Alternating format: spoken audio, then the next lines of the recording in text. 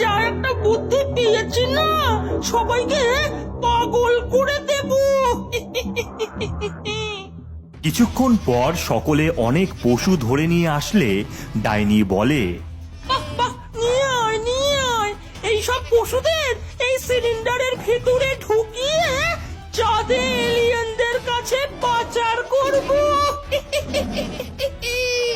ওরে বাবা, এ তো সাংঘাতিক বুদ্ধি। এই দু হাতে টাকা কামাবো। নে পশুগুলোকে ভরা শুরু কর। এরপর সকলে ওই কাটা সিলিন্ডারের মধ্যে পশুদের ঢুকিয়ে দিতে থাকে। এবার হবে খেলা।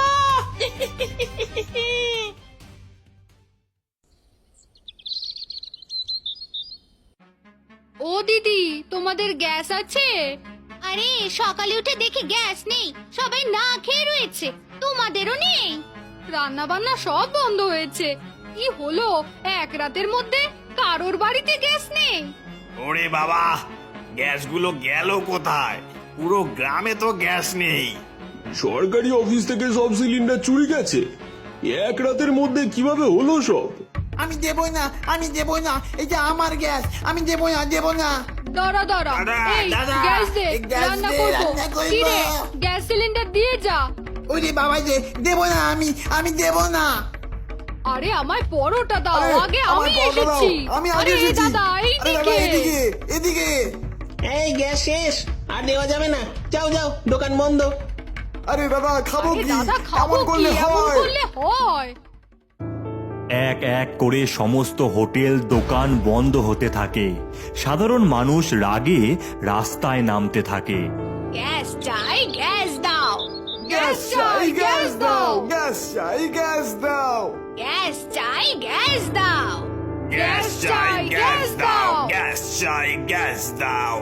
এই পরিস্থিতিতে কিছু মানুষ উনুনে রান্নাও শুরু করে ফেলে।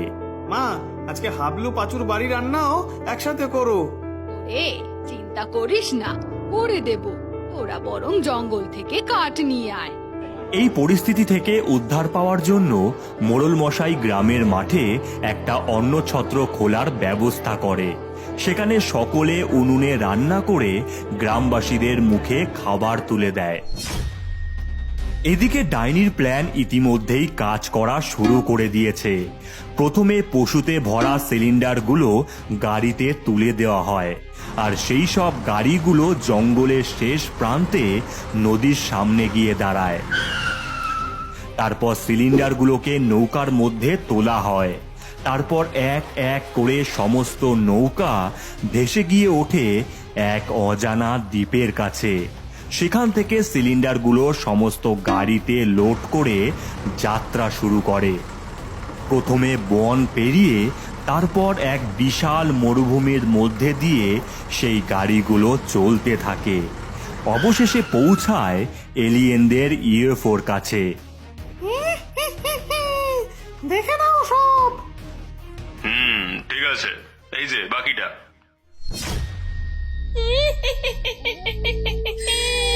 ভালোই জ্বালাই পড়েছে মানুষগুলো। না খেতে পেয়ে মরুক। ডাইনি, এই সময় আমরা বেশি দামে গ্যাস বিক্রি করে অনেক টাকা কামাতে পারবো। বাহ বাহ, চমৎকার প্ল্যান। তাহলে আজকেই মানুষ সেজে বিক্রি করা শুরু কর। তাই হলো, মামদো বুড়ো মানুষের রূপ ধরে গ্যাস সিলিন্ডারের দোকান দেয়, আর দাম রাখে একটি সিলিন্ডার 10,000 টাকা। আসুন, গ্যাস নিয়ে যান, মাত্র 10,000 টাকায় গ্যাস নিয়ে যান। দামের জন্য কিনতে না পারলেও ইতিমধ্যেই গ্রামবাসীদের ভিড় জমে যায়। শুনলি দিদি, সারা গ্রামে গ্যাস নেই, কিন্তু এরা এত দাম নিয়ে গ্যাস বিক্রি করছে। হ্যাঁ রে, ব্যাপারটা দেখতে হবে। শোন, সবাইয়ের পিছু নিতে হবে আমাদের। আগে দোকান বন্ধ হোক, তারপর পিছু নেবো। কিছুক্ষণ সময় গেলে লোক দুটো বেঁচে থাকা গ্যাস সিলিন্ডার নিয়ে যেতে থাকে, আর পিছু নেয় গোপাল, গৌরী, পাঁচু আর হাবলু। তবে কিছুটা যেতেই লোক দুটো পরিণত হয় মামদো আর বুড়ো ভূতে। ওই দেখ, এরা মানুষ নয়, ভূত! তাড়াতাড়ি চল ওদের পেছনে। এরপর সকলে পিছু নিয়ে পৌঁছায় ডাইনির সেই ফ্যাক্টরিতে আর লুকিয়ে লুকিয়ে সবটা দেখে। মান্দা বুড়ো, আমাদের আরো গ্যাস সিলিন্ডার দরকার হবে। অনেক অনেক অর্ডার আসছে পশুদের। সবটাই এখনই আমাদের দাদুকে গিয়ে বলি, চল। এরপর প্রত্যেকে সেখান থেকে ছুটে দাদুর কাছে গিয়ে সবটা বলে। এর পেছনে তাহলে ওই ডাইনি, ওদের এবার উচিত শিক্ষা দিতেই হবে দেখছি। দাদু, ওদের ফ্যাক্টরি পুরো জ্বালিয়ে শেষ করে দেবো। এই না না, ওটা গ্যাসের ফ্যাক্টরি, ওখানে আগুন জ্বালালে আমাদের গ্রাম আর বাঁচবে না। ওদের সিলিন্ডার চাই, তাই না? চল চল, সিলিন্ডার দি। কুসুমপুর গ্রামের বনের ভেতরে গোপাল, গৌরী, পাঁচু, হাবলু মিলে গ্যাস জ্বালিয়ে পিকনিক করছে। নানান পদ রান্না করা হয়েছে। আহা, কতদিন পর চিকেন খাচ্ছি। থ্যাংক ইউ দাদু। কি রে, এই এরা পিকনিক করছে? গ্যাস কোথার থেকে পেলো? সে যেখান থেকেই পাক, ওটা আমাদেরই। চলো। এই ওই সিলিন্ডার আমাদের দে, নয়তো। এমন সময় ঝোপের গাছের আড়ালে লুকিয়ে থাকা সমস্ত গ্রামবাসী বাইরে বেরিয়ে আসে আর ঝাঁটা লাঠি দিয়ে ইচ্ছে মতন ভূতেদের মারতে থাকে।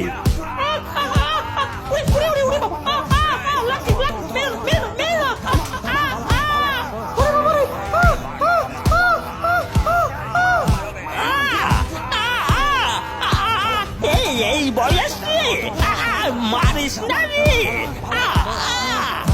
এরপর সকলে মিলে ভূতেদের বেঁধে গাছের সাথে ঝুলিয়ে দেয়।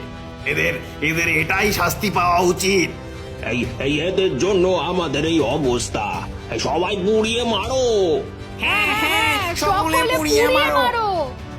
তাই হলো, সকলে মিলে ভূতেদের গায়ে আগুন লাগিয়ে দেয়।